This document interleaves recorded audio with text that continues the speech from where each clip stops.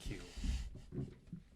So when I get to editing the video, can match the audio. It's easier.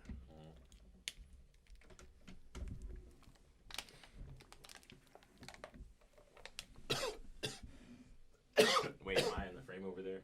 Or you need me to come in more? Yeah, you can see. You can't see the home screen. I mean, I don't have my glasses on. All right, we're good. Yeah. Yeah, but the lens is in the way of like the left side, so I can't see the left side. Okay. Yeah, where we're at. But Okay. yeah. All right, folks. This is another episode of the AOC. Got a new cat in town. Goes by the name of Jeremy. And Mans Cornell brought him through. What's up, Jeremy? How you feeling? I'm doing good. Thank you for having me. How are you doing? I'm doing all right. So, Jeremy, we're just going to talk about basically anything you want to talk about, to be honest. You get to know each other. Because I don't really know Jeremy, but he goes to Towson, so we can start with that. And how do you like Towson? My experience in college is actually, it's been pretty interesting so far. Bring the mic a little closer. Many people don't see it the same way that I do. I see it more as a more obsolete type of deal, just going to college and things like that. I had planned to transfer out of the state this semester, but I decided to stay. But my time at Towson University is definitely, it's been great so far, you could say. It's been what I expected, nothing more, nothing less. I'm studying finance and political science. Oh, okay. So I'm minoring in finance, so. Yeah, so, after college, one of my plans was to try to get onto Wall Street as soon as I possibly could. Okay. But I'm actually getting a phone call. Hold on. Hello? Hello? What's up? Yeah, but I'm actually in the middle of a video right now. So if I might, no, you're good. I might actually push it to like 8:39. I'm gonna let y'all know though. But yeah, 8 o'clock. I'll send y'all the address too.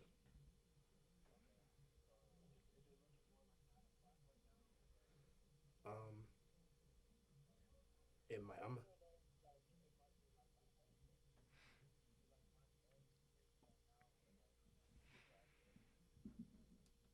I feel like wait till after. I'm gonna let y'all know that. I'm gonna text y'all. All right, yeah. All right, sorry about that. Always making moves. So Yo, tell me about it. Remember what happened last time? yeah, My mom was on me. really, Yes. Like, yeah, called me up during the middle of a podcast. well, Please. yeah. Like, But yeah, man, that's how you stay afloat in today's life. You always gotta make moves. Always gotta make moves and sounds as well. right. But yeah, you said something. You said your thoughts on college are kind of radical. What do you mean by that? it's not the idea that college is an unnecessary thing for people, but to genuinely make a great impact on the world, I just don't believe that college and education system leading up to college, K through 12, does a good job of producing people who can innovate and do what they need to do to make make an impact on the world after they're gone. Mostly college produces people who can go into the workforce and they're useful people, effective people. But then what happens when they die? People Okay. forget about them. Yeah. No impact whatsoever as soon as they're off of this earth. So yeah, we're all on the same page here. I feel Yeah. the same way, to be honest with you. I feel like you can't be yourself in college. Like college is like you're supposed to be this, and if you're not this, then you can't succeed. Of course. I mean, I yeah, feel when we were in high school, they always put the notion that college is kind of like your experience to life. I feel like that is not totally wrong, but like not fully right. yeah, you know, I agree with You you. go because it does kind of, it varies. Like if you're on campus, you don't really get as much as life. You don't really get rocked with life as much as somebody who commutes. Right. Yeah. And somebody who goes to a community college. Of course. So, but like I said about not being yourself, college is hard. Everybody, if you don't think college is hard, then you're just bragging. College is difficult. People go through a lot of things through college, whether it's money issues or bad grades or not passing any classes and stuff like that, and it kind of deteriorates their determination. Yeah, it's this impossible bar that's created when you're not even old enough to do anything yet, to give yourself the platform that you need to be comfortable with life. It's like these 4 years, you're just in this constant state of change, and people don't like change. People enjoy being comfortable. Yeah. So when you're in this constant state of change and you have to meet this limit or there's possible detriment to your future, it is definitely the most pressure that I've felt in my life. And that's coming from me, and it is from what I've experienced in my past. I typically don't feel pressure as much as other people do, but coming into college and experiencing this new transition into my life, just you feel like you're still at school, but there's just so much more to it. It's the same concept of school that you've been going through your whole life, but then they throw all these other curveballs at you. Yeah. Things that people cannot even comprehend coming out of high school at 18 years old. Yeah, how old are you? I'm 19. Okay, so you're I'm a already sophomore. getting. Yeah, I'm not gonna say you're different in a way that me and Cornell are above you. You're actually above, us when it comes to this type of. I wish I had my same mindset when I was, you're ahead of the game right now. When I was fresh out of, when you're practically fresh out of high school, so you see that in high school, it's just so different. Oh, definitely. In college, Definitely. and it's like everything that they say that they prepared you for in high school or college is waste. It's just a waste. Oh yeah. Yeah, they many people. I have friends who tried really hard in high school, and to be honest, I wasn't that kid in high school who was studying or doing anything. As a matter of fact, I didn't really care about school. I did it, and I did good enough to go off to college. Meanwhile, I have friends who really cared about school. They just took what they learned in high school to get to these bigger colleges, these Ivy League schools that they're attending. Yeah. Nothing matters once you get out of those doors of high school. Once you're in college or you're working, everything that comes before that is just. Yeah, that's another thing that me and Cornell talked about last time. Working. We're gonna get to that soon, but yeah, in college, I just feel like you said, like once you get to college, like it's like nothing that what you had before matters. Like for example, in high school, I remember it was like a huge flex to be like in the GT course. It was a huge flex to be in the what was that one program? AP. Dual enrollment, and all that. It was a huge huge flex then to be all of that. And even when you're in high school, it's a huge flex to go to a private school. Right. But then now we're all in the same bowl at this point. Yeah, you all get forced into the public at the end of the day. So once you get there, and it's like you're blind to, it's like nothing, you learn literally nothing. It's like kind of like if you may not have this, but like test anxiety, like people who have test anxiety, like you study, and as soon as you get to the test, like everything you study, is just it's out of your brain. Yeah, and you can't control that. And I probably had a way different high school experience than both of you. I went to Eastern Technical High School. We had 270 kids graduate from our class. Every single one of them an overachiever. Very few fit that category of this person may not be a very productive person. Yes, very low. It was like its own microcosm in a way, like its own world. Everybody knows each other. We had so like it's like 45. Yeah. Yeah, we had like the most graduates that year. Yeah, like that's crazy thinking about that we have half the people that you guys had. The whole mindset of being in there, it's like you're under a microscope. Everybody's watching you. Yeah, but the difference is yours is like about like quality. Like you said, everybody was an overachiever. Mm-hmm. We had like 545, and like I think I can name like 5-10 people who graduated with us that aren't in college right now. Right. They didn't go to college and just went to work. So Yeah, most people in Eastern Tech, one thing that I'd have to give that school for preparing me for the future is that when you're around all those people, when you go to college and you're forced out in there, you see the difference in the type of education that people got. Because I know for sure the teachers in there, they all knew us. They all genuinely had cared for us, and they didn't have to worry about any students in there not doing their work, and their main focus was actually teaching.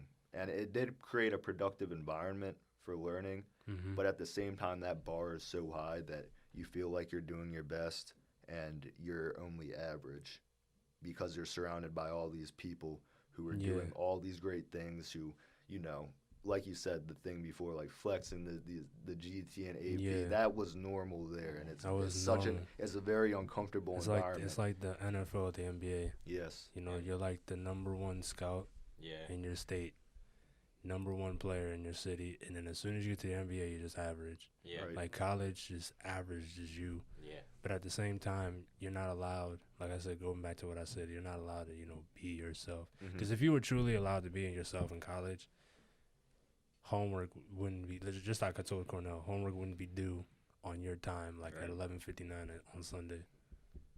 Somebody knocked on the door.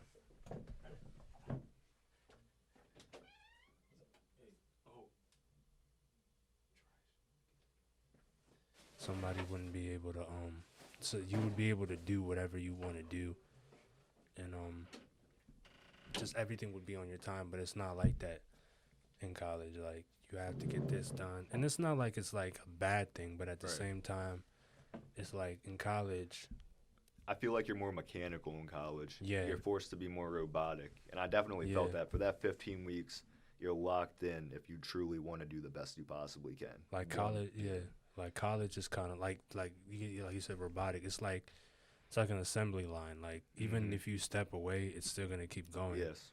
Like, that's why I'm saying, like, in college, they don't really care about teaching you.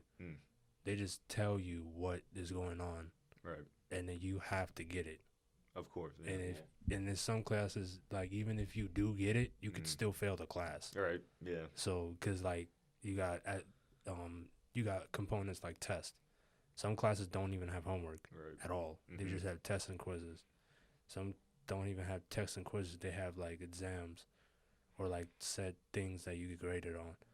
And if you fail those, and if you only have 3 of them, you fail 2 of them, you fail the class. Sometimes if you fail 1 of them, you fail the whole. You didn't even pass the class. Right. Exactly. So, remember I told you I felt like college was this. Yeah. Remember how I said like how college was this game? It felt like a game. You know what I mean? There wasn't any practical sense to it. Yeah. That was just the confusing part. That's all I wanted to say, was just highlight that from the last podcast. Yeah. Like, it just feels like I'm just playing a game. Like, where's the practicality? Like, you do everything. You do all the work that you do in high school, and you do all the work that you do in college. And then when you get to the real world, I mean, sort of the process is the same. Like, you're given work, you get the schedule. Like, all of that is the same. But the work in itself, like the act of taking the test, the act of typing a paper. And the thing in college is you don't have like do-overs. Right. Like, if you can fail a class, you can fail out of college. You can't fail out of life. Like, if you fail in life, you fall in life, you get back up. You get fired, you can get another job. You lose money, you can always make it back. You lose your house, you can always get another house. If you lose a grade, or you lose a certain amount of points on your GPA, they can kick you out of college. And it's going to take sometimes you won't be able to come back to the college. You have to go to another college. So, yeah, like you said, it's not really practical when you compare it to life. Yeah. Yeah, and then, like, you think about everybody you know who's, like, a STEM major or an engineering major. The classes that they take compared to the classes that I have to take, I'm taking, like, international political theory and just, like, legal classes for business, things like that. That is nothing compared to taking multivariable calculus, taking any circuit classes, when Yeah. you're and those kids who are STEM majors, they're truly gifted. You have to be very talented to even put yourself in the position where you believe you can do something like that. And then that's another thing. What is the measure of talented when it comes to Right. college and STEM majors? Like, what is talented Right. when it comes to stuff like Dean's List and honors programs and all that type of stuff? And if you're a math major out there, you have Phi Beta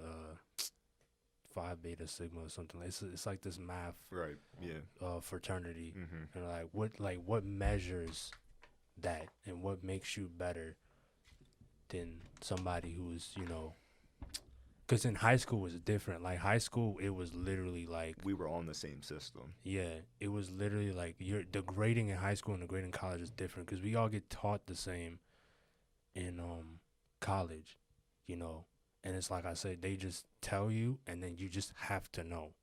So is the measurement of, okay, you know it better, because you can't say you know it better, because it's like I'll pick up a book. I don't have a book around me, but I'll pick up a book.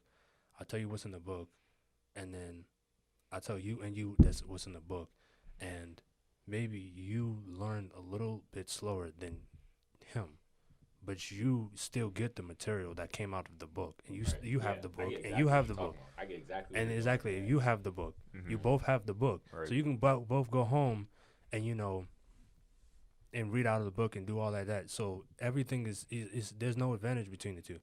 The only difference is you go to take a test, and you may have gotten a 70, you may have gotten a 75, and you may have gotten a 76, and then say if that kept rolling on.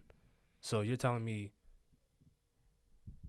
you're 76 and you're 75, that 1 point is what measures, who's better and who should be Ivy and who should be, that doesn't make, in high school is different, because high school they're actually teaching us. Mm-hmm. So it's like, if I teach you how to do something and you don't get it, the only advantage is that you are comprehending a little bit better than you. Y'all are both at a disadvantage, because one's at a more of advantage because your comprehension is better than his. You don't have the book. I'm teaching you something. Right. I'm not really telling you. Mm-hmm. There's a difference between telling somebody something and teaching them something. Like, you actually sit down and teach them how to, you know what I'm saying? So it's different from high school. That's why all that, AP and all that higher learning stuff was a flex. Now in college, it's just like, because we're all really There's monkeys. It's not really a flex, because we're all just monkeys in a barrel. Exactly. Yeah. Yeah. And oh my God, I have something perfect. My bad. I have something perfect. What you just said. First of all, I wanted you to highlight the competition at your school, like how students compete with one another and try to be better than one another. Like, that's the first thing I wanted to say, because it's crazy how school puts us in this environment of competition. Like, students want to be better than one another. I'm so serious. At college, my bad. In college, I'm gonna try to scoot in a little bit more. Like, in some classes, students won't even share the notes because they just want a better score than you. No, I'm so serious. Yeah. And then I have friends that tell me how the professors will literally say, "Listen, look to the left and the right. This is your competition." So they're sort of creating this false. I mean, I understand if you guys are all applying to the same med school. Of course, one of you, some of you are going to get in, some of you aren't, and that's competition in that sense. But if you look at, life in general, there really is no competition. But we can get into that later, because what you said about, the grading system, I read in that book that I actually recommended on the last podcast, 0 to 1 by Peter Thiel. He talked about, competition, this false sense of competition, how school sort of creates this false sense of competition in it. And you used the test example, and he used the test example. He talked about how, what people should really be focused on is their own individual sense of learning, right? School sort of gives you, these generic senses of learning, and it gets to the point where it hinders creativity, and it hinders the imaginative muscle. Yeah, it does. Because if you think about it, you could have an exam, right? And you can know all the material in the class, right? Yeah. But if you don't know what's on the exam, you can get your score affects that. Your score is affected by that. And I've been hit by that so many times, like where one thing and it's not on the exam, for an example. Like he talks about that. And think about it. The exam is made from the professor makes the exam. He makes the exam. Yeah, so it's all on. All right, I'm gonna choose. The measurement is if you know what the professor wants you to know. Basically, he made the exam. You can know the entire course, but the way he made the exam isn't the way you know the material. Right. It's different. Exactly. And it's like back to what you said about it hinders if you put people in a room and you tell them, okay, everybody has to do this, and then you will reward the person who either does it on some type of level, then it's going to, like you said, it's going to hinder everybody's creativity because it's going to now put everybody in competition with each other. Yeah. Like these people, you could put random people in the room, but if you tell them, okay, if somebody gets this done early or this way, that way, I'm going to give you $100, and it could be something simple as picking up trash, like something very simple. Yeah. If you didn't tell them, okay, whoever does this on this level, I'm gonna give them this. Yeah. The person who you've now created a loser and a winner in somebody's in people's eyes. Yeah. Now you've created. So now the people who win, they got their. Yeah. They got what Thank they got. For saying that. I'm so glad you brought that up. The people who lose. Yeah. Feel a sense of discouragement, like, okay, I lost. Yeah, what you're saying is important because the next thing I was about to say, that what he said in the reading, and the reason why I brought up competition is because you get somebody that gets a 100% on the exam, right, compared to somebody that gets a 75. That person that gets 100 would be happy, and would believe he knows more than the person with the 75%. But in reality, if you really think about it, that's only structured on what the exam is structured on, or you can only determine what that person concluded from. Okay, I'm smarter than them because I got 100 and they got a 75, based on that score of what's on the exam. There's nothing more than that, right? You really believe, like, you understand, knowledge, information in general, but it's capped off. You can only get 100%. Of course, you can only get as much as the professor tells you, as much as you can get. Exactly. There's a ceiling to it, and what I was trying to say, let me articulate this even better. The false notion that's grabbed from this is because there's a ceiling, but nobody looks at the fact that the 100% or whatever the professor gives you is a ceiling. Why? Because you're comparing yourself to other people. Oh, that person got an 89. Oh, that person got a 90. Oh, that person got a 95. And right? That's just natural. And to be honest with you, this is like deep. It's like spiritual, and it has to do with people's inner selves. It's natural for people to be competitive, right? To compare themselves, because they only compare. People are only comfortable, like you said. People are scared of You said people are scared of something like what they don't know. They don't. So if you don't know something, obviously you're gonna be scared because you're not. Cause people are scared to not be to be uncomfortable. That's what you said. Mm-hmm. People are scared to. The natural fear of humans is the fear of unknown. Yeah, exactly. Because they don't know, and if they don't know, they can't get comfortable. Right, and their brain just wants them to survive. Yeah. That's like the main thing. Your brain is wired for you to survive and then survive and then reproduce. My bad. Survive and then reproduce. So that comfort comes from that survival mechanism that you're talking about. Yeah. So if they don't know, college kind of takes advantage. Kind of like indirectly takes advantage of that type of mindset, because when they don't know, they're like I said, the room with the people. Mm-hmm. When they don't know something, they're automatically gonna think, okay, they won, I'm a loser, I'm less than them because you lost, but they don't know. Like you said with the 76, 75, 76, 100%. Yeah, the person who got 100% might have cheated, but they don't know that. The person who got this grade and that grade may have, been cool with the professor, but you don't know that. That's the thing. That's why I encourage, like, if you're in college, sometimes when you're in a course and you walk into a classroom, kind of look around the room and look at the people who are in that room. Like, And just take one class period to really like examine everybody, even if you miss some material. Just like a dog class period. Look around the room, look at all your classmates. Examine what they do when the professor is talking. You'll really tell you. Oh It will really tell you. It will really tell you a lot about somebody.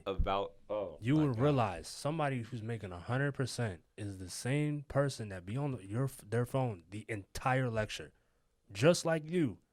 Somebody who's making 80% may be eating while they're taking notes, just like you. Somebody on the exam that probably makes a high score may sleep through the whole professor. But better yet, somebody who makes good grades or has a good grade in a class may barely even come to the class. I was about to tell you that. I literally got an A in the class. I never went to a lecture.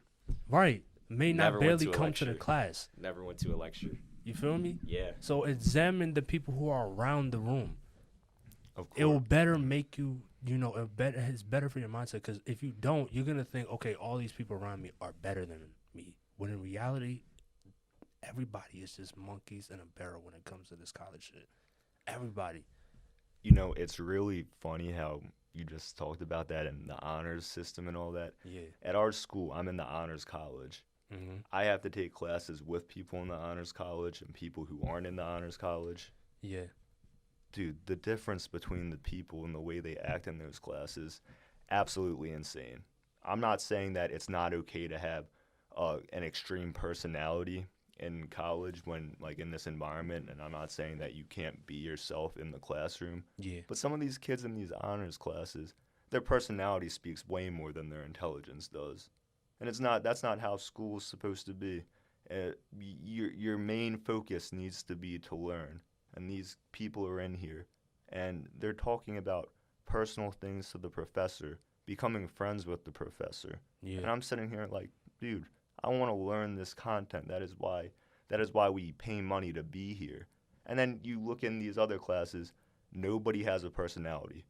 You rarely see people who show who they truly are. Yeah. And because we all know our main focus is just to learn. I'm not sure if it's because these people feel like they're entitled to act some type of way because they have this accolade or, they're in this class of people who is defined as special. Because let me tell you something, the people in the normal classes, many of them are smarter than these people in these honor systems. It's not even a correct gauge of how intelligent or how comprehensive someone could possibly be. Because anybody can do it.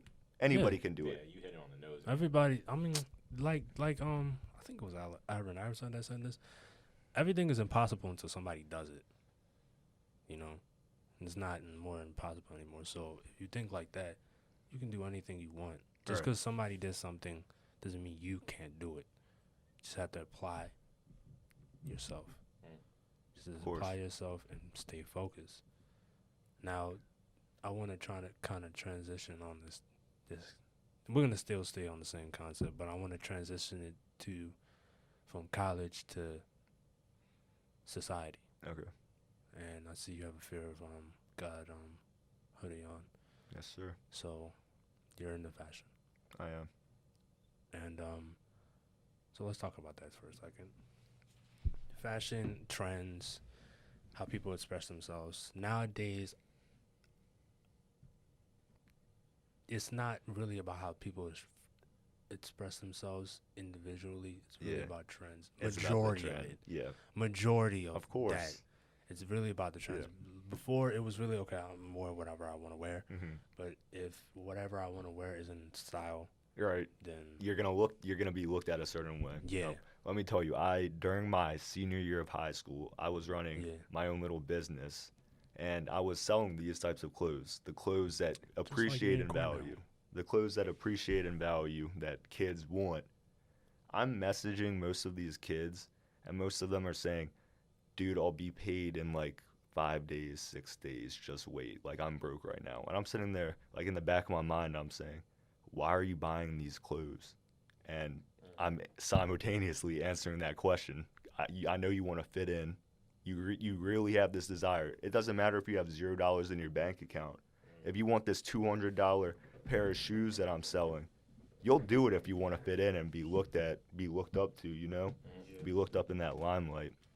And truthfully, that is what fashion really is. It is a bunch of trends. You see everybody walking around. There's always something new. Like last January, it was the AirPods. AirPods aren't even fashion.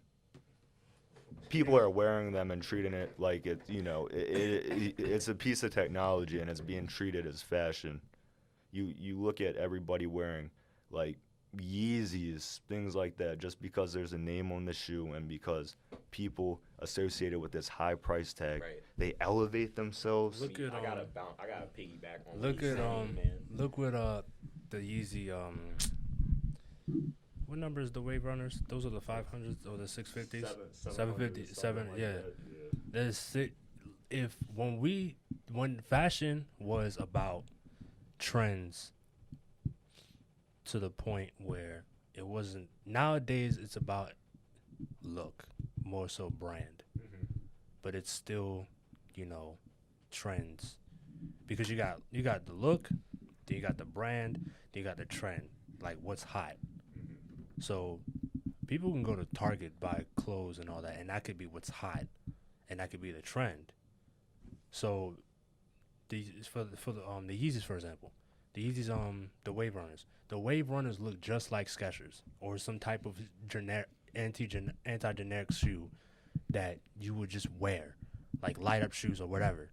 They look just like those shoes, but people are gonna buy them because of the brand. They're hot, and it's the trend.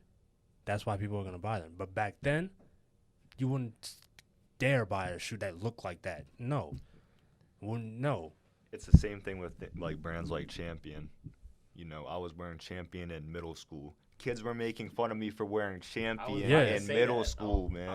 I was literally about to say that. Like when I was about to piggyback off him, I was about to say, all right, look at how people value all these crazy, designer brands and all that, and then look at the other side when people get, cheaper clothes, and then how people perceive those, the people that get the cheaper brands and the brands that, they're comfortable with, like Skechers. If I was wearing a pair of Skechers, I'd be getting clowned, and that would, and as a person growing up, you like, geez, I don't want to get clowned, so I'm going to get a pair of Jordans. But in reality, if you look at how you should function in society, you should look at what you actually have, in your bank account. Can you actually afford what you're getting? Do you actually need what you're getting? Exactly. Right. See, people don't have tunnel vision. People don't have tunnel vision.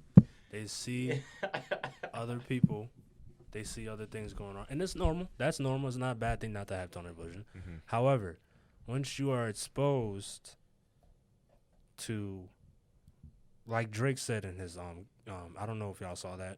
He had a interview with Elliot Wilson. He said once you're exposed to something more, you're gonna want more. So when kids are exposed, that's what creates trends. That's what keeps trends alive. It's a bunch of kids, us, who are exposed to more, so they want more. That's why the kid is calling you, telling you, hey, I don't get paid, but can you just, spot me and I'll, pay you back, because what you have is hot. Right. It's the demand, it's the trend. They wouldn't have done that if it wasn't hot. Oh, no. Or tried for a trend. Maybe even if it was as little as, even have value. Even if it was something as little as, I just like it. Right. If it's not hot, they're not gonna, force their pockets to say, okay, you know what, I'm gonna charge it on credit and then just pay it back later. That's why it's a lot of. That's a good thing and a bad thing with credit to pay off later. But at the same time, when you get too fixed in that type of situation, you're gonna keep going. And once you get the money that you should have paid back from the previous payment, you're gonna use that money instead of paying back what you just charged. You're gonna find something else and be like, okay, I want this. Yeah. And it just rolls on. And it works. It's not even with materialism. It's just every possible aspect of life. It's this sense that people are always seeking validation. And I'm so happy that I learned at a young age that if you really want to seek validation for your whole life, you're never going to be a happy person. Ever. You're never going to be comfortable with yourself because you're chasing this idea that is constantly evolving, and people might not even agree with that idea that you see as acceptable or whatever. So you're just basically selling your soul to this constant state of being unhappy, and you're chasing this idea that it's just not, you can't get to it. You're never going to be able to get to it. Yeah, If you have a never. goal, you're delusional if you set a goal that you can't get to. Now, seeking validation is the same exact concept as that. You're being delusional. Yeah, like I think a good thing to piggyback off what you guys are saying was like materialistic items and consumerism, and the fact that we can never have enough. Like people want more and want more and want more, and you'll never have it all. So this is like it's like an unlimited sort of cycle of I'm just getting. And I mean, that's what fuels like our society, don't get me wrong, but it's just crazy how, validation, right, just plays a huge role into what we're talking about. And what Jeremy was talking about, how you'll never achieve like complete validation no matter what you do. Why? Because everybody's different. And if you really look at the people that succeed in life, those people don't care about what other people think of them. They don't need validation. They're going to be themselves, and they're going to create new things, right? I'm gonna add to what you said. It's because everybody's different and things change. Just like it was a Bob Marley quote. I hate to spit out so many quotes, but it was a Bob Marley quote that said, "If money will make," I don't know, I'm not gonna quote it. I forgot exactly what he said, but on the lines of, "If money is gonna make you happy, then you're going to be chasing for happiness forever." Right. Because money is a number, and numbers go on forever. So it's always going to change. That's why people are always going to seek God. If you're going to seek validation and stuff that changes, then you're never going to fully get satisfied. Right. And the funny thing about it is, like, people strive to, achieve more and have higher goals in life, but the funny and to do new things and to be on top. But this validation thing we're talking about, it has a lot of following tendencies in it. If you really want to strive to be on the top on the top, right, you have to have leader tendencies. Seeking validation is a follower tendency. Why? Because you're trying to get approval from other people, and if you're getting approval from the general population, then you're not creating anything new. Then you're not leading forward, right? You're looking to the left and to the right. Hey, guys, is this good? Am I okay here? Am I okay there, right? That's not what you should be focused on, especially if you're trying to put yourself ahead, right? Exactly. Yeah. And another thing to add to that, people got to realize that leaders like kings, presidents, bosses, generals, they're that way for a reason. They have to. Because they're an outlier. They're an outlier. When it comes to a president, there's nobody on his level. There's nobody on the king's level. There's nobody's on a queen's level. They're the queen for a reason. If there was anybody else on their level, they wouldn't be the queen. You don't see anywhere where it's a leader, there's two leaders. You don't see that. There's always, when there's only one leader, there's only one leader for a reason, because that person was an outlier. So if you're seeking, you looking left to right, this is okay, this is okay, you're never going to excel to the position you want to excel in. Exactly. Because, like, I'm thinking, like, if you be yourself, you don't know where your potential could end up. You don't know, like, where you can end up being, right? If you're only categorizing yourself based on other people, you're limiting yourself. If you're just you, who knows what you could do with that? If you're just really just seeking approval for others, you've already set the bar, right? Yeah, people have fallen out of love with the idea of wanting to be someone special, someone valuable. Because you think about it, anything that's valuable, you can't get to it easily. It's hard to be or get to. When you're seeking validation, what are you doing? You're not creating any value for yourself. You're becoming something that is so general that you're looked over. And people are really scared to walk into a room and have people stare at them and be looked at as different. People hate that. People hate being the intruder in any type of situation. Yet they want that type of lifestyle. I was saying that. They want to be. Oh my God. There's people out here who buy those clothes, who charge that down, who go through all that just to get the hottest things, because they want to be that dude. They want to be the top dog. However, they're scared to walk into the room and say, "Yo, what it do? What it do?" Whole bunch of whole people in the room. Yeah. You know, they are scared to go to the parties where the guys are on the wall and the girls are twerking.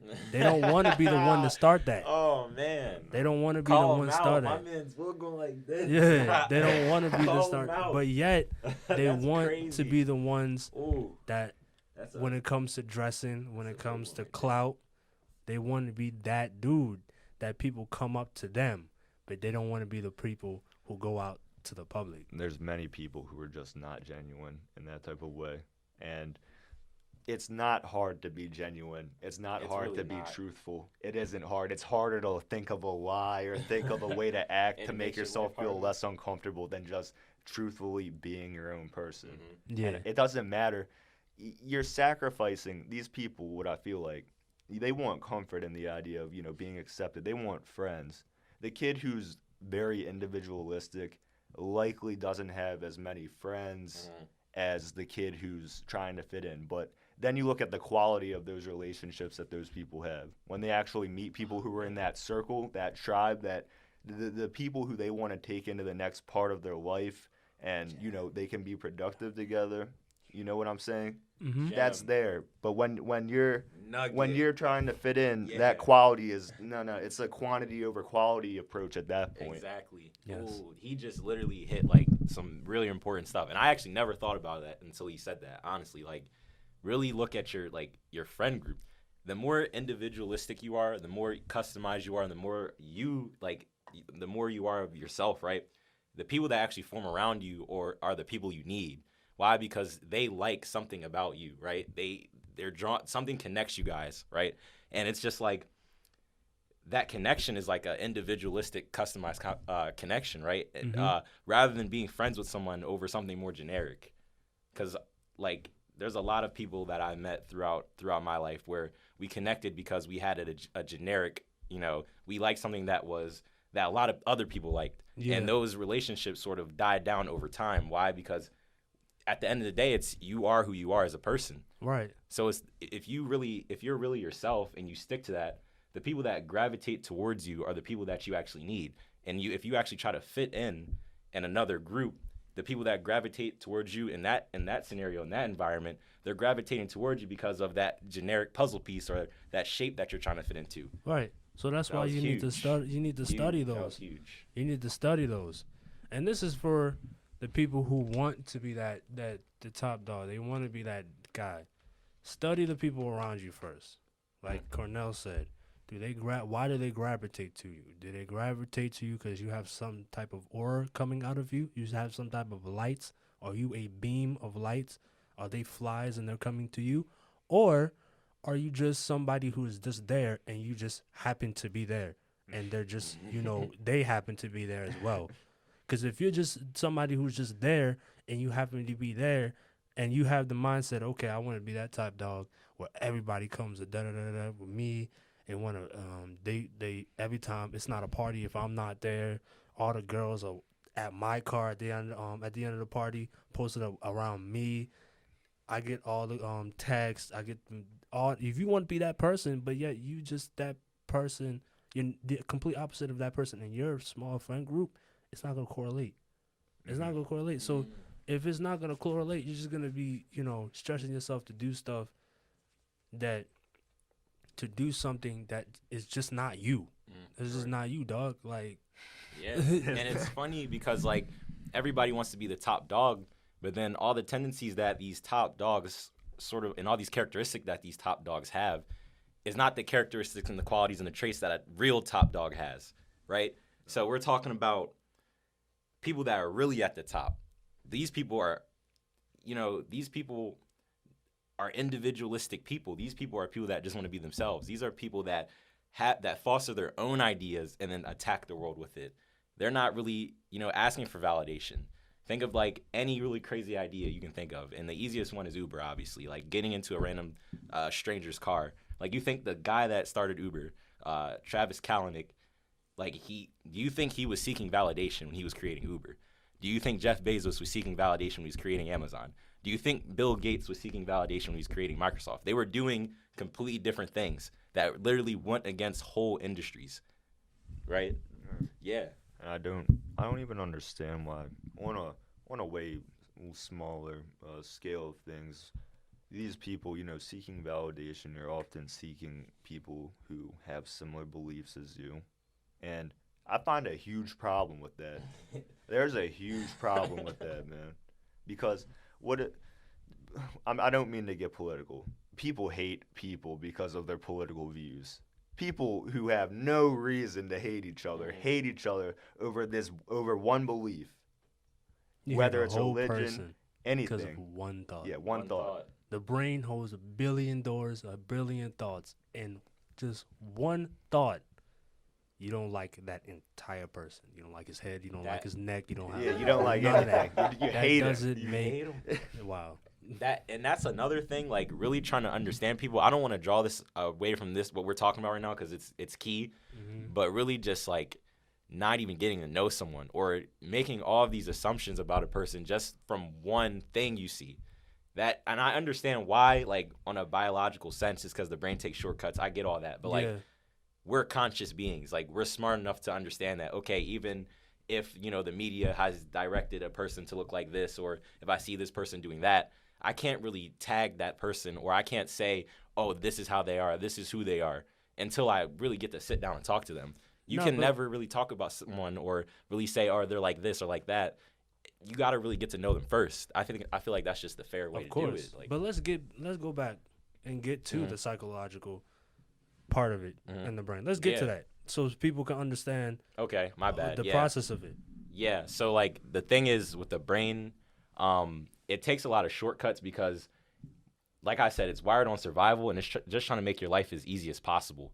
So what's a good example? Like when you're driving home, like if you drove home so many times, you're not focused on, sometimes you are, don't get me wrong, but most of the time you're just driving, you're thinking about something else, and you're just getting your way home, and you're not even thinking about it. Your brain's taking shortcuts because you remember it, right? And that's sort of how it is with just assuming who people are. Or even to get even fun with it, stereotypes or, implicit bias. When you just see a black person walking down the street and you're like, you just automatically get tense. Okay. There's a subconscious bias with all that, and it's unfortunate. And don't get me wrong. Don't get Cornell wrong. That's not just white people. Mm-hmm. Black people do the same thing. Black people do don't the same even thing. Try it. Like, it's basically what you like. Going back to what Jeremy said, comfortability. What you see, what you have already programmed in your head, is what you're going with. Believe it or not, unfortunately, black people are tied to violence, aggression, loud. We have good attributes, but we also have those attributes. So, obviously, if we are in a space, there are people out here who don't want to admit it, but people who go to parties where they see a whole bunch of black people, sometimes they get tensed because usually, not every day, but it's possible and it's happened, when there's a whole bunch of black people in one place, something always goes down. Now, obviously, let's change the narrative. If you're black and there's a bunch of white people around. You're in a town and you don't see no black people drive by. You don't see no black people, just straight white people. What is the first thing that's going to come into your head? Racist. I'm in trouble. I may get shot. I may get in trouble. I may get killed because it's a whole bunch of white people. There's no black people around. It's just natural. Yeah. This is just the natural thing because you have either experienced it, seen it, or heard it before. Right. So why would you have to do all of that again? That's basically what your brain's doing. Like, why would I try to think about this all again? Reprocess all of this again. Why would I have to do that? Mm-hmm. No. Right. It's just like a computer. What you put on a computer, what you put on a hard drive is just going to stay on the hard drive. You go to Google, if you search something enough times, by the time you put the first it's going to go to the point where by the time you put the first letter, whatever you searched up the most is going to pop up. Right.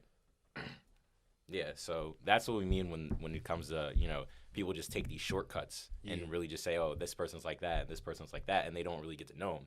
And that's like, it sucks because in today's society, everything's just so fast and so fast-paced and whatnot and quick that it will literally dilute what we're talking about more and more and more as it progresses. But we have to go the opposite way. And then drawing back to like what we were saying earlier about who the real bosses are and who the real people at the top are. These are people that are, like, I'm gonna draw to what you were saying. These are people that are seeking people that think nothing like them.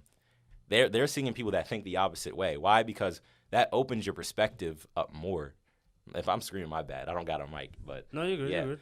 yeah, that opens up your perspective more, pretty much. So, for an example, like, okay, I like rap music, and this person likes rock. Okay, why do you like rock?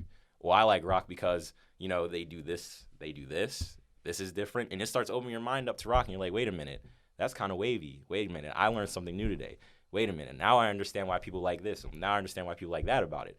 Now you have knowledge in a whole new area that you didn't have before. Rather, if you talk to somebody that only likes rap music, you guys would just be talking about, oh, rock, no, that's just, like, why would you listen to that? Oh, that music sucks. You know what I mean? You're not opening yourself up to new experiences. You're not opening yourself up to new perspectives. Right, because you want to stay comfortable.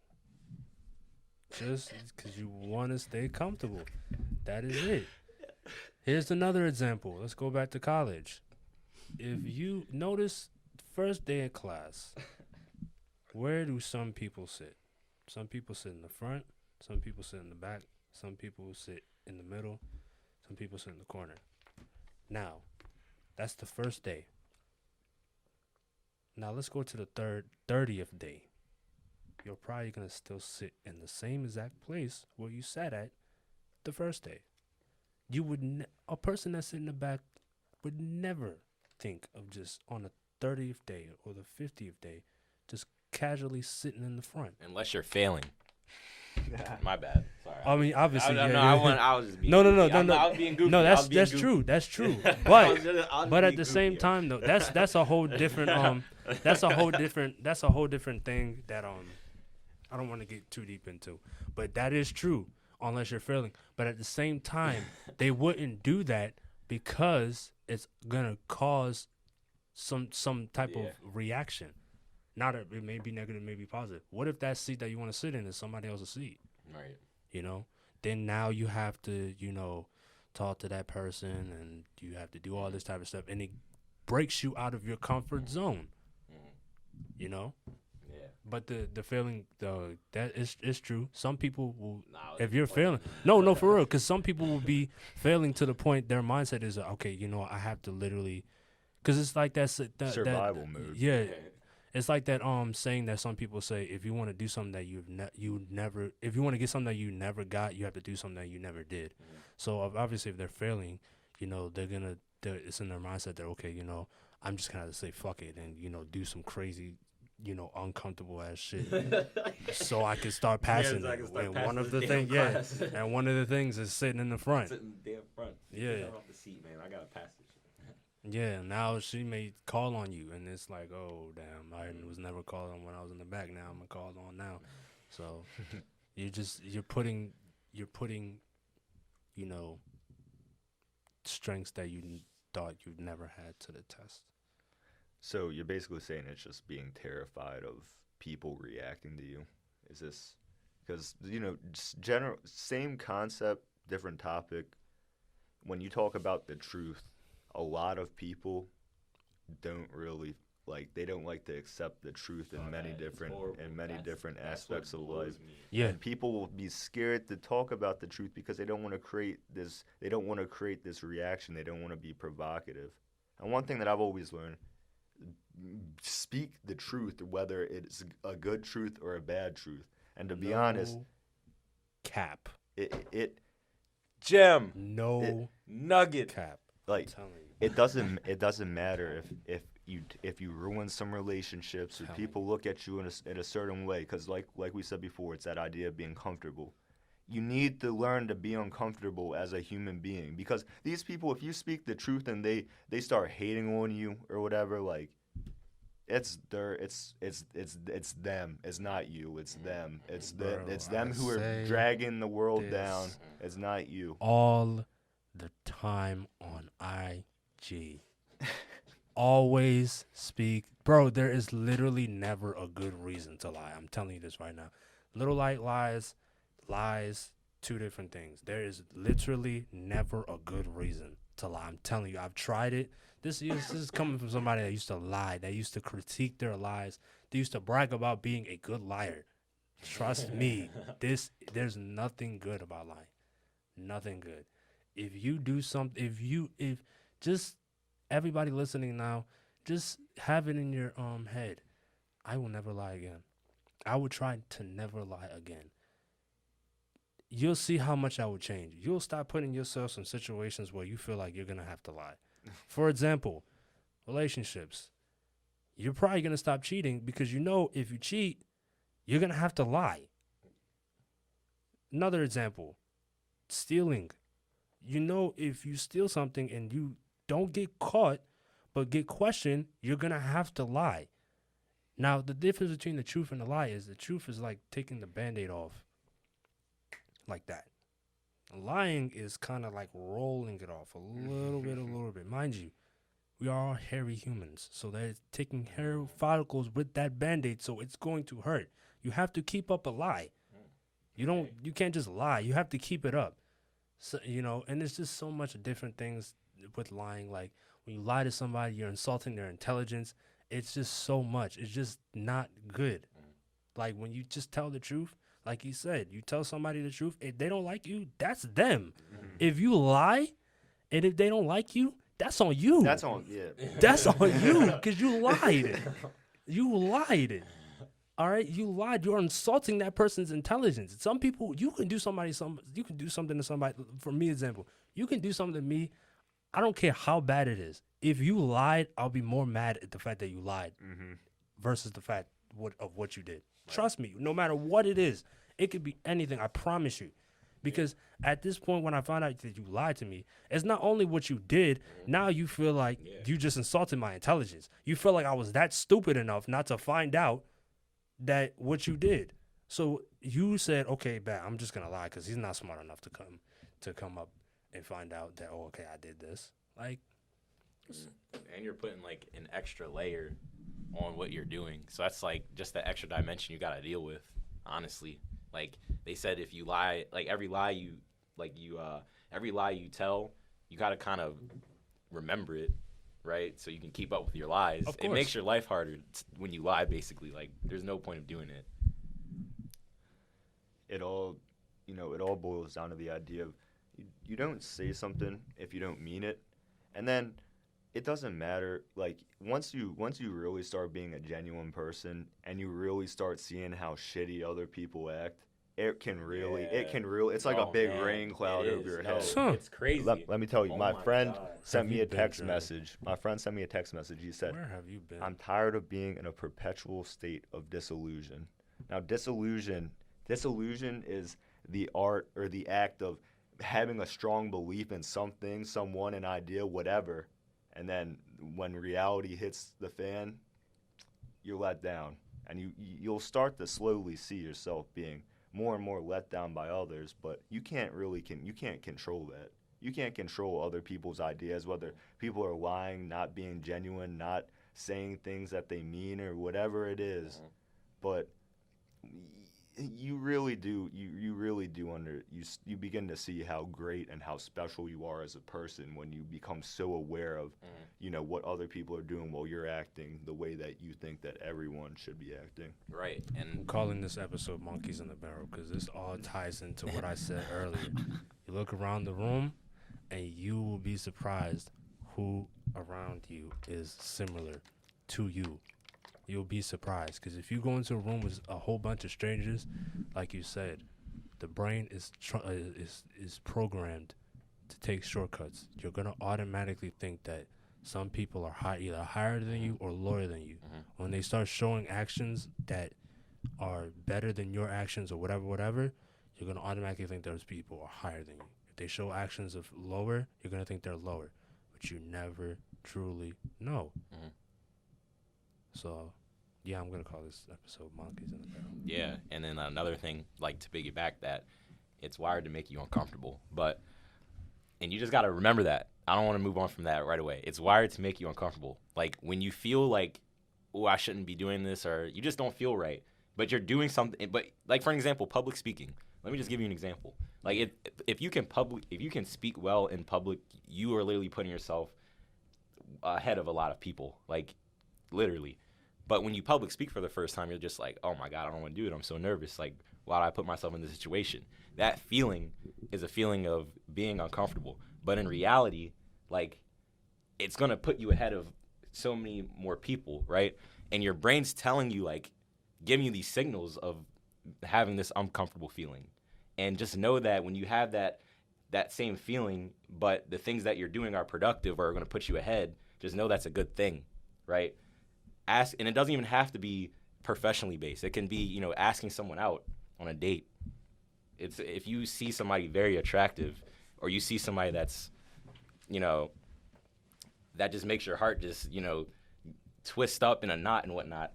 You probably talking to them probably makes you very nervous, very afraid, right? But the best thing to do is to go talk to that person. They're just human. Say hello. Have a conversation with them. And that's like a part of what we're talking about being genuine, being selfless, actually being a good person. I have a philosophy. When I was younger, I used to be shy, like real shy. Yeah, you were shy. Yeah, even in high school. Yeah. But it grew and grew and grew. Mm-hmm. But because I said to myself one day, I was like, I started realizing that there are people as shy as me. So if you meet, like, for example, a girl, right, and you head over heels with her and you want to talk to her, if we are both shy, then we're not going to talk. Nobody's going to say anything. We all both have the same mindset. So one of us is going to have to break the ice. So what I feel like is, what my philosophy is, that's what broke my shy. I interact with shy people, so it kind of builds my confidence a little bit, because if you're shy and I'm shy, I'm going to be the first one to talk. Because if we're both shy, and we're both not going to talk. So I'm just going to break the ice. Right. So I've done that over the years, and more, I've done it more and more, and I've realized that I've overcome my shyness. That's how I overcame my shyness, because I've realized that two shy people just don't make it just doesn't correlate. So somebody's gonna have to put themselves out there, and it doesn't even have to be with two shy people. It could be somebody who's just not, a conversation, somebody who's just not a conversational person. Just always that's the result of putting yourself out there, putting yourself in an uncomfortable position. Because if you're both comfortable, there's no progress. There's no movement. Oh, yes. There we go. Somebody has to be uncomfortable. There we go. For some type of movement or action or something to happen. They have to put themselves out there. Right. If you're comfortable, how are you progressing? Like if I'm fine right now, like how are you going to progress? Like progressing is you're moving forward to something. You have to go into uncharted territory to get there. Like I'm glad you brought up that shy example, because I used to be very shy too, like very, very shy. But I sort of looked at myself. I was like, all right, if you're afraid to talk to people, if you're afraid to foster or build new relationships and create new relationships, how are you going to get to where you want to be in life? Once I asked myself that, I was like, Jesus Christ, like I can't be shy. Like I got to put myself out there. I got to be able to, and it sucked at first. Like, and oh my God. That even goes back to what we said about the boy who wants to close before they get paid. You want something, but you need to study yourself. You want to be the top dog, but are you the beacon of light that people attract to, or are you just there and the other people just happen to be there? Bang. You need to examine yourself. Examine yourself. Jumping back to the last episode, we talked about that. It's not about the external. It's not about the accolades, right? It's not about the awards. It's about yourself. How can you better yourself? Look at yourself internally. It's not about the external. Yes. I promise you. You go in your house for 6 months, and I'm not saying do this, but this is just a little hypothetical thing. You go in your house, and for 6 months, you learn, right? You read books, you foster new skills, right? You grow yourself, right? I guarantee you'll be further along than someone who focuses on getting awards and external things that would make them feel comfortable. And side it's note, all about you. Please don't get this confused. He did say this from the last episode, but we also said in the last episode, purpose in life is not about bettering yourself. It's about changing the world. So Changing don't the world. get that confused. You still need to, examine yourself, Mhm. regardless. But you need to examine yourself before you can. It's just like, practicing personally before you go to the team practice, or you go out there in the world. You need to. It's like self-care. A lot of y'all talk about self-care and stuff like that. It's just like that. You need to take care of It's not yourself, just physical. so you'll be prepared to take on the world. Going off that, the idea of shyness that you guys were talking about, back in we know people who were shy, and then we know the people who were really just they took up space because they wanted to take up space. You know what I'm talking about? Yeah. They insert themselves as much as they possibly can. And one thing I notice, as you get older, whether you're shy or you're the complete opposite, you either start asserting yourself more or asserting yourself way less.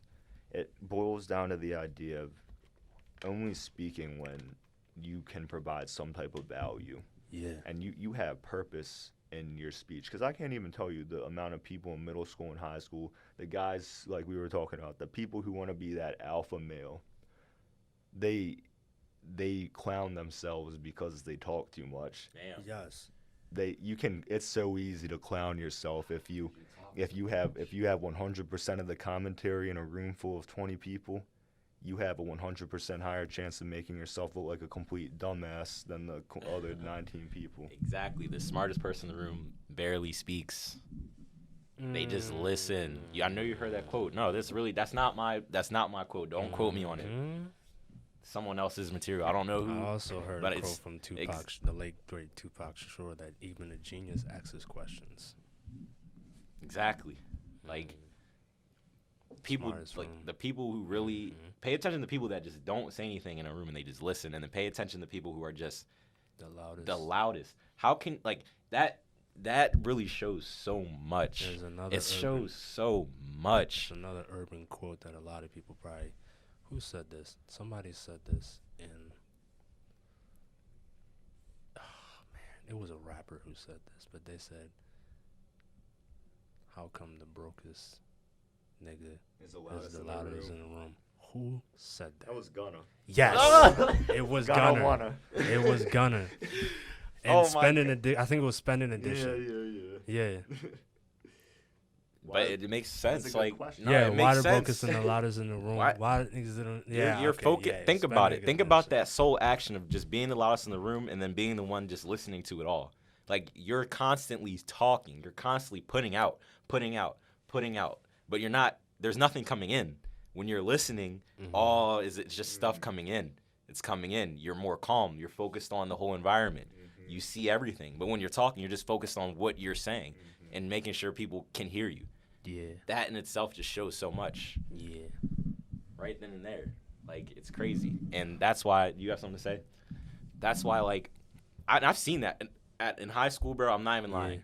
I seen that so much. Like, What? oh my God. Bruh. Sitting at the vending machines, bro, I would be in the corner. And if you go to Perry Hall, you know exactly what I'm talking about.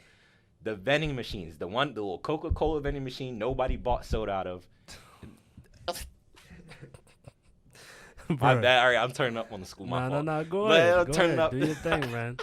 Bro, me and Cornell could tell you right now. So bro, the much about top that. dogs of our school don't really even do nothing right now. They peaked. If you peak, pay attention to where you're They don't peaking. even do Your goal is to never peak. And if you do peak, Peaked you at least way can. too early. Dude. Peaked way too early. That's crazy. Yeah, man, you Oh, can't no, be the a peak- you can't be a the life peak bust. conversation's You about to be can't crazy. be a life bust. This is it right here. This is. Can't. Go ahead, bro. Talk about that peak, bro. We listen. We talked The about peak. it a lot. The peak is something that you never want to get to. You never want to get to the peak. If you see the peak, you got to do something to keep on. You got to stay on the burners. You have to keep on pushing, because at the end of the day, it's not over until you're 6 feet under, until you're dead. And until then, you have to always be making yourself a better version of yourself. And key word, better version of yourself. You that means you have to be individualistic. That means you have to be your own character. That's truly what makes you special. Being some copycat and, following everybody's general beliefs is not going to get you anywhere. It's going to send you to the same place that all these other people have gone to. And if you're younger than some people that you look up to, and you actually come to the realization that they have stopped progressing as a person, you now know not to keep acting the way that you think that you should be acting. Jesus Christ. This is gonna be the last thing, because we're getting to like an hour 10 minutes. True. But I like what you said. That was crazy. About special. Think about it. If you have something special in your possession, it's different than everything else. If you have a pair of special shoes, they're special shoes because the rest of your shoes are probably dirty. If you have a special shirt, it's probably a special color because the rest of them are probably all black. This one's probably yellow. You need to be special, to be what you want to be. Most people want to be the top dog, whatever you want to call it. You usually have to stand out. To stand out is to be uncomfortable. And to be uncomfortable is to do stuff that you've never done before. And in turn, you will not be the same as the people around you. But we're getting to an hour, so... Whoa, hold on. I'm sorry, Will. I got one more thing to say. Go ahead and talk it. There's a common theme with everything we're saying right now. I mean, everything we're saying just loops back together, but long story short, go the opposite direction of everyone else. That's how I live my life. I try to be as different from everyone as I possibly can. And maybe people won't see that because it's an internal thing, but go the opposite direction. If everybody's going one way, there's a reason why everybody's going one way. Right. There's no way you can put yourself all the way at the top if you're going where everybody else is going and saying what everybody else is saying. You want all eyes on you? It makes no sense. You want all eyes on you? If everybody's going left, go right. Literally. I promise you, everybody who's going right will turn around and look at you because you're going to be the only one going left. But what he doing? What is he doing? He's going that way. Everybody's going this way. You look, and then once they understand why you're going that way, they're going to start messing with you. Yeah, and one last pro tip. Don't be afraid to take some time to yourself to actually reflect on who you are as a person. Like, if you have empty brain time, don't spend it watching Netflix or watching television, not using your brain. You actually got to think about your own life. Because if you're not thinking about yourself, you're never going to calculate what you could possibly become. But yeah. Jesus. Yeah, man. It's been another glorious episode of the AOC, and my chest hurts. Links are gonna be up. My chest hurts. Names are gonna be in the titles, man. You already know. Fuck with these cats, man. Jeremy, Cornell, it's great having y'all. Thank you. Thanks, man. Appreciate it. No problem. So it's been another episode, and yeah. See you next time. You dig? Many more to come. Hell yeah. No, that was cool. Fuck with it a lot, man. No pressure cap. Points. Hitting a lot of pressure points. People are gonna be like, Jesus Christ, this is crazy. Monkeys in a barrel, bro. Monkeys in a barrel. Everybody's red and you're green. That is crazy, crazy, crazy. But bro, does this take pictures? Yeah, it does. Bro, I'm trying to get flicked